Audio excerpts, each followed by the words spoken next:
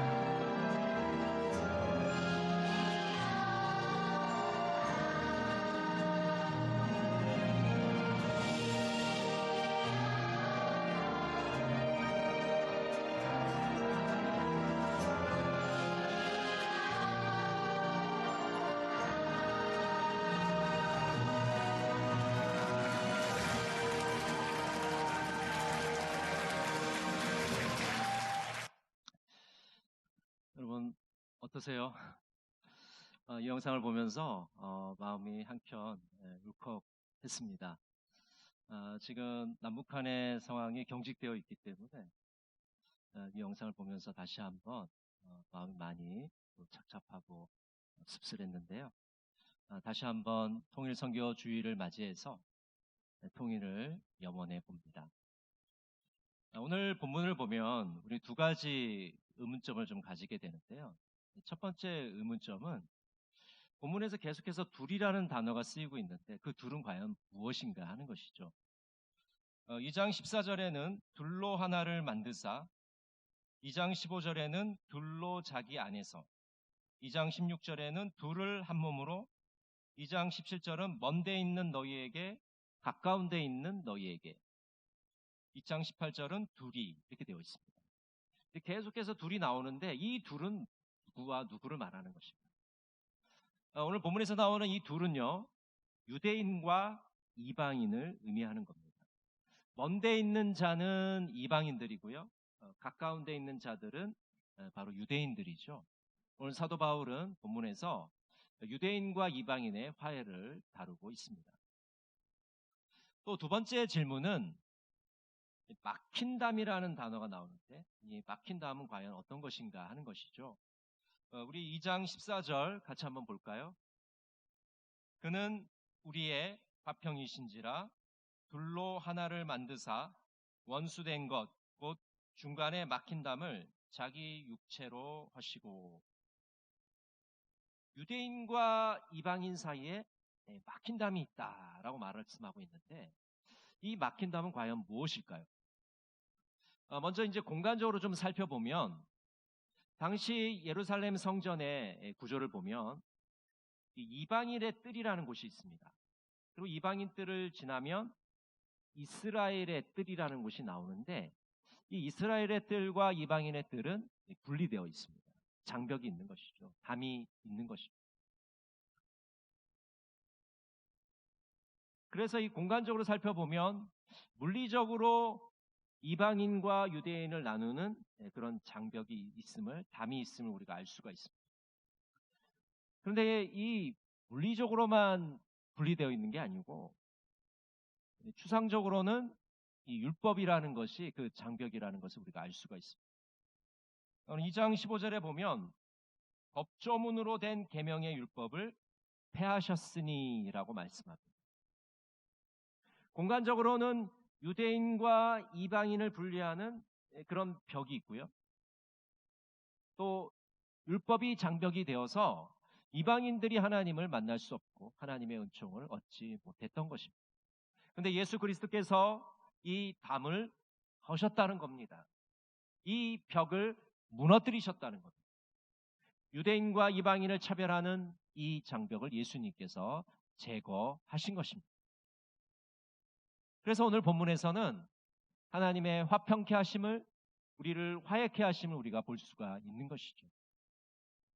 우리 에베소서 2장 16절을 같이 한번 볼까요? 같이 읽겠습니다. 또 십자가로 이 둘을 한 몸으로 하나님과 화목하게 하려 하심이라. 원수된 것을 십자가로 소멸하시고. 여러분, 예수 그리스도의 십자가는 원수된 두 존재를 화해케 하는 것입니다. 그래서 여기에는 수직적인 차원의 화해가 있고 이 수평적인 차원의 화해가 있는 겁니다. 먼저 이 수직적인 차원의 화해는 하나님과 우리 인간이 화해하게 되는 것입니다. 그림을 먼저 우리가 보면요, 우리 인간들은 하나님께 가고자 하나 하나님께 갈 수가 없어요. 왜냐하면 죄라는 장벽이, 죄라는 계곡이 가로막고 있기 때문에 도저히 갈 수가 없어요. 그런데 두 번째 그림을 보면 예수 그리스도께서 다리가 되어 주셔서 이제 하나님께로 가게 된 것입니다. 우리가 예수 그리스도라 다리를 건너가게 되면 영생을 얻게 됩니다. 심판을 받지 않게 됩니다. 사망에서 생명으로 옮겨지게 되는 것입니다. 이것이 바로 이 수직적인 화해의 사건입니다. 이제 두 번째로 이 수평적인 이 화해가 일어나게 되는데, 그것은 인간과 인간 사이에 일어나는 그런 화해라고 할 수가 있습니다. 우리 인간 서로가 미워하고 적대시하는 그런 모든 것들을 예수 그리스도의 십자가로 소멸을 시켜주신 겁니다. 원수된 것을 소멸시켜 주셔서 우리 서로가 이제 화해케 되었다고 말씀하고 있는 것이죠. 그럼 우리 한국 사람도 이방인이었습니다. 이런 우리가 예수 그리스도의 십자가의 사건을 통해서 이제 하나님의 자녀가 되고 하나님과 화해케 된 것이죠. 이처럼 하나님께서는 예수 그리스도의 십자가를 통해서 화해를 이루십니다. 하나님과 우리 인간이 화해를 이루고 인간과 인간이 서로 화해를 이루고 회복되는 역사가 일어나게 된 것입니다. 이처럼 하나님은 우리 안에 화해를 경험하게 하십니다. 여러분, 하나님의 화해를 경험한 사람은 어떻게 살아가야 될까요? 우리 마태복음 5장 9절이 그 방법을 가르쳐 줍니다. 우리 9절을 같이 한번 볼까요? 화평하게 하는 자는 복이 있나니 그들이 하나님의 아들이라 일컬음을 받을 것이니요. 여러분, 우리는 예수를 믿으면서 화평을 경험하게 됩니다. 하나님의 화평을 경험한 자들은 화평케 하는 자의 사명을 감당해야 됩니다. 평화를 심는 자가 되어야 됩니다. 여러분, 만약 우리가 예수를 믿으면서도 예를 들어서 전쟁을 좋아한다든지 전쟁을 부추긴다든지 우리 서로의 싸움을 부추긴다든지 이런 걸 만약 좋아한다면 우리는 그리스도인이 아닐 겁니다. 전쟁광일 겁니다. 하나님의 화평을 경험한 사람은 평화를 심고 화평을 위해서 노력하는 자가 되어야 됩니다. 신동엽 시인은 껍데기는 가라라는 시에서 이렇게 노래합니다. 껍데기는 가라. 4월도 알맹이만 남고 껍데기는 가라. 껍데기는 가라. 한라에서 백두까지 향기로운 흙가슴만 남고 그 모든 쇠붙이는 가라. 그 모든 쇠붙이는 가라. 여러분, 그리스도에는 쇠붙이를 모아서 무기를 만드는 자들이 아닙니다. 그 쇠붙이를 만들어서 농기구를 만드는 자들입니다. 평화를 위해 힘쓰는 자들, 평화를 위해 노력하는 자입니다. 여러분, 전쟁이 이 땅에 다시는 일어나서는 안 됩니다. 그럼 지금 우리가 우크라이나 땅에 일어나는 전쟁을 보면서 전쟁이 얼마나 끔찍하고 비참하고 인간 이하의 삶을 살게 하는지를 우리가 목격하였습니다. 한반도에 다시는 전쟁이 일어나지 않도록 평화를 위해서 함께 힘쓰고 노력해야 될 것이 바로 우리 그리스도인의 사명인 것입니다. 우리는 한반도의 평화와 통일을 위해서 힘써야 됩니다. 여러분, 우리가 통일에 대해서 얘기하지만 통일이 되면 무엇이 좋을까요? 먼저 통일이 되면 분단 비용이 사라지게 됩니다. 2019년 우리 한국의 국방 예산은 46조 7천억 원입니다. 우리 전체 예산의 10%를 차지했습니다. 북한의 군사비의 10배에 해당되는 그런 금액입니다. 폭격기 한 대의 가격이 30여 개의 도시에 학교를 세울 수 있는 돈입니다. 인구 6만 명이 되는 도시에 전력을 공급할 수 있는 발전소 2개를 지을 수 있는 그런 돈이에요. 통일이 되게 되면 이런 불필요한 군비를 줄일 수가 있습니다. 여러분, 통일이 되면 어떤 일이 일어나게 됩니까? 경제가 활성화됩니다. 코로나 이전도 경제가 너무나도 힘들었어요. 코로나를 겪으면서 정말 바닥에 바닥을 치게 되었습니다. 그럼 앞으로는 경제가 좋아질까요? 여러분, 별로 나아질 것 같지 않습니다. 이런 장기 침체의 상황 속에서 어떻게 경제의 활력을 찾을 수 있을까요? 북한의 그 풍부한 자원과 남한의 뛰어난 기술이 만나게 되면 엄청난 시너지를 이루게 될 것입니다. 또 통일이 되게 되면 어떤 일이 벌어집니까? 중도와 포용의 길로 나갈 수 있습니다. 여러분, 지금 우리 남한의 상황을 보면은 이 보수와 진보의 갈등이 너무나도 심각합니다. TV를 틀면요, 맨날 싸우는 것밖에 안 나와요. 보수와 진보만 싸우고 있습니까? 이 조그만 나라의 동과 서가 나누어져서 싸우고 있고 빈부의 격차가 점점 극대화되어 가고 있습니다. 통일이 되게 되면 이런 갈등들이 포용과 또 배려와 상생의 길로 더 넓은 길로 우리는 나갈 수 있게 되는 것이죠. 또 새로운 문화가 뽑힐 수가 있습니다. 여러분, 지금 K문화라고 해서 K컬처라고 해서 이 대한민국의 문화가 세계를 호령하고 있습니다. 여러분, 이제 피부로 못 느끼실 텐데요. 지금 수많은 젊은이들이 한국에 가고 싶어서 안달이 나 있습니다. 그리고 미국의 헐리우드 배우들이 한국에 와서 살고 있습니다. 미국보다 더 좋대요. 여러분, 그런 지경인데 통일이 되게 되면 그 문화적으로 어마어마한 영향력을 미치게 될 것입니다. 휴전선과 비무장지대가 평화의 교육장이 되고 세계 평화의 중심지가 될 것입니다. 여러분, 지금 북한이 핵실험을 계속하고 있고 미사일을 발사하고 있습니다. 그래서 남북한이 지금 강대강의 대결을 하고 있습니다. 별로 남북한의 관계가 개선될 조짐이 보이질 않아요. 암울합니다. 착잡합니다. 비록 그러한 상황이지만 우리는 한반도의 평화와 통일을 위해서 힘써야 될 줄로 믿습니다. 평화를 위해서 힘쓰는 것이 바로 우리 그리스도인의 거룩한 소명이기 때문입니다. 여러분, 이 일주일 동안 우리는 평화와 통일을 위해서 어떻게 살아갈 수 있을까요? 여러분, 통일을 위해서 간절하게 기도해 주시기를 바랍니다. 기도는요, 우리 그리스도인들에게 가장 강력한 무기가 되기 때문입니다. 여러분, 독일의 통일을 한번 보십시오. 독일의 통일은 어떻게 일어났습니까? 정치인들이 협상을 잘해서? 아니면 서독이 군사적으로 우월하니까 동독을 흡수한 겁니까? 베를린 장벽이 무너진 것은 성 니콜라이 교회의 기도회에서 시작된 것입니다.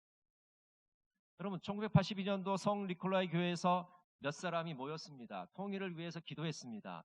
아무도 니콜라이 교회의 기도회를 주목하지도 않았고 그 기도회에서 어떤 역사가 일어날 것을 기대하지 못했습니다. 그러나 7년 동안 끊임없이 교회에 모여서 통일을 위해서 눈물로 기도하고 간구하고 매달리게 되었을 때 1989년도 베를린 장벽은 무너지게 되었던 것입니다. 여러분, 우리의 기도가 보잘것없다고 생각하십니까? 아닙니다. 우리의 작은 기도가 모여서 통일이라는 역사의 큰 물줄기를 만들어낼 것입니다. 이번 한 주간 여러분, 평화 통일을 위해서 기도해 주시기 바랍니다. 복음 통일을 위해서 기도해 주시기를 바랍니다. 우리가 간절하게 기도할 때 거기서부터 통일의 물꼬는 트이게 되는 것입니다. 2017년 남북한 공동 기도문에서는 이렇게 기도하고 있습니다. 주님, 우리를 불쌍히 여기소서. 고통으로 가득한 분단의 기억과 녹슨 철조망을 걷어 주소서. 남북한이 일치와 평화의 삶을 이루게 도와주소서. 농부가 새 땅을 갈고 새 생명을 심기 위하여 준비하듯이 주님, 우리를 준비시켜 주소서. 주님, 우리가 먼저 굳게 닫힌 마음을 열어 서로를 따뜻하게 안아줄 수 있도록 도와주소서. 관용과 사랑, 섬김의 씨앗을 뿌리게 하소서. 그리하여 주의 은혜로 이 땅이 많은 열매를 맺고 우리 백성이 기쁨과 조화가 가득한 삶을 살게 하소서. 여러분, 이 일주일 동안 그동안은 우리가 좀 무심했다 할지라도 간절하게 통일을 위해서 기도해 주시는 그런 일주간이 되었으면 좋겠습니다. 두 번째로 이번 일주일도를 어떻게 보내야 될까요? 북한 동포들에 대한 관심을 우리는 더 가져야 합니다. 로마서 9장 1절부터 3절 말씀 우리 천천히 같이 한번 읽어보겠습니다. 나는 그리스도 안에서 참말을 하고 거짓말을 하지 않습니다. 내 양심이 성령을 힘입어서 이것을 증언하여 줍니다. 나에게는 큰 슬픔이 있고 내 마음에는 끊임없는 고통이 있습니다. 나는 육신으로 내 종족인 내 결례를 위하는 일이면 내가 저주를 받아서 그리스도에게서 끊어질지라도 달게 받겠습니다. 여러분, 우리가 사도 바울을 이방인의 사도라고 부릅니다. 여러분, 이방인의 사도라는 것은 사도 바울은 자기 민족에게는 전혀 관심이 없고 이방인들에게만 전도한다 그런 뜻은 아닙니다. 실제로 사도 바울의 전도 여행을 우리가 살펴보면 1차, 2차, 3차 전도 여행에서 사도 바울이 제일 먼저 어떤 도시에 도착했을 때 방문하는 곳은 유대인의 회당이었습니다. 그 당시 소아시아에는 또 유럽에는 유대인들이 많이 흩어져 있었기 때문에 유대인들의 회당이 다 있었어요. 그래서 사도 바울은 유대인이었기 때문에 제일 먼저 유대인의 회당을 찾아갑니다. 어떤 회당에서는 사도 바울을 반겨줍니다. 또 어떤 회당에서는 사도 바울을 내쫓습니다. 그 내쫓김을 당했을 때 사도 바울은 현지인을 찾아가서 복음을 전했던 것이죠. 그래서 이방인에게만 복음을 전했다라는 것은 오해입니다. 사도 바울은 유대인에게도 복음을 전했어요. 다만 그들이 받아들이지 않았을 뿐이고 사도 바울을 핍박했을 뿐이기 때문입니다. 여러분, 사도 바울은 어떻게 고백합니까? 우리 민족을 위하는 일이라면, 우리 결례를 위하는 일이면 내가 저주를 받아서 그리스도에게서 끊어질지라도 달게 받겠습니다. 이게 무슨 말입니까? 그리스도에게서 끊어진다니. 저주를 받는다니. 그 정도의 각오로 오늘 사도 바울은 자기 민족을 사랑하고 있는 거예요. 유대인들이 예수님에게로 돌아오기를 그렇게 간절히 염원하고 소원하고 있는 것입니다. 그것이 사도 바울의 조국 사랑. 오늘 사도 바울의 이 고백을 들으면서 우리 자신을 한번 살펴봤으면 좋겠습니다. 여러분, 그렇게 사도 바울처럼 저주를 받을 정도로 그 민족이 잘 되기를 소원하고 염원하고 계십니까? 북한 동포들, 탈북자들, 조선족들에게 관심을 갖고 계십니까? 어떤 분들은 그렇게 생각하시는 분도 계시더라고요.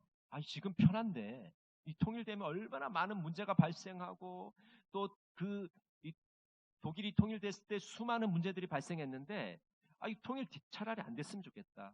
그냥 전쟁만 일어나지 않고 그냥 이 상태로 계속 유지되면 좋을 텐데 이렇게 생각하는 분들도 계실 거예요. 그런 잘못된 생각을 버려야 됩니다.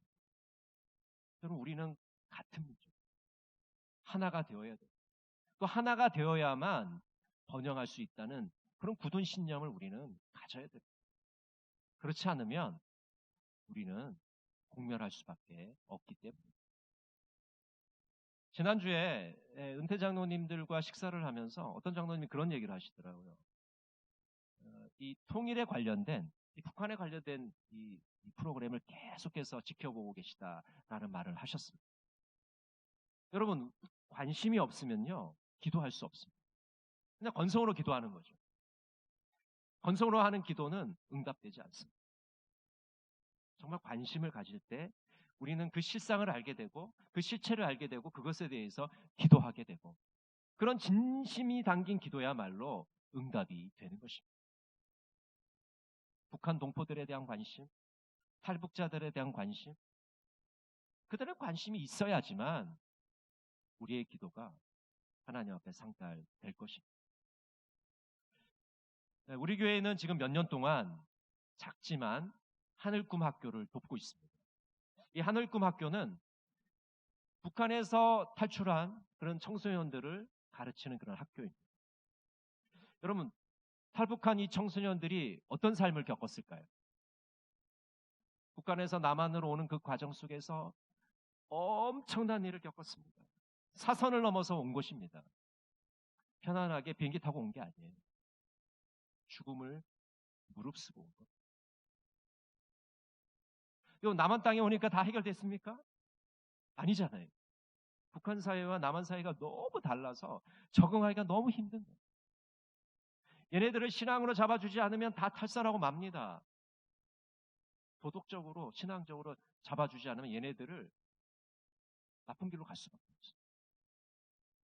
지금 하늘꿈 학교에서 이 탈북 청소년들을 가르치고 있습니다. 여러분, 탈북 청소년들을 지금 교육하는 것이 어떤 의미를 갖고 있습니까? 이 아이들이 복음으로 제대로 성장하기만 하면 이제 나중에 통일이 되었을 때 남한과 북한 사이를 연결해 줄 수 있는 연결고리가 되는 거예요. 여러분, 이렇게 격차가 많은데 통일이 되면 분명히 많은 문제들이 발생할 겁니다. 근데 그 문제를 누가 해결해 줄 겁니까? 이 아이들이 남한과 북한을 연결시켜주는 연결고리가 되고 다리가 되는 것입니다. 복음으로 잘 성장시켜 놓으면 이 아이들이 나중에 한반도 통일의 귀한 밑거름이 되는 것이죠. 남한, 북한 사회와 남한 사회를 아는 이 아이들이야말로 이 통일의 귀한 연결고리가 될 수가 있는 것이죠. 여러분, 이번 일주일 동안 통일을 위해서 간절하게 기도해 주시기를 바랍니다. 하늘꿈 학교를 위해서 간절하게 기도해 주시기를 바랍니다. 지금은 우리가 보기에 통일이 될 것이 너무나도 요원하고 남북한의 상황이 너무나도 어렵지만은 주님께서 언젠가는 이 통일이라는 선물을 우리 국민들에게 베풀어 주실 것입니다.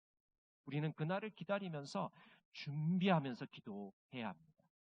통일을 준비하시는 우리 동광의 모든 성도들이 되시기를 간절히 바랍니다. 기도하겠습니다.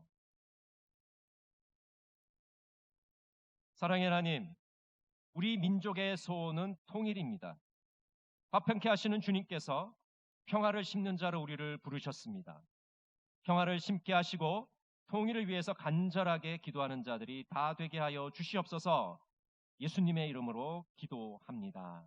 아멘.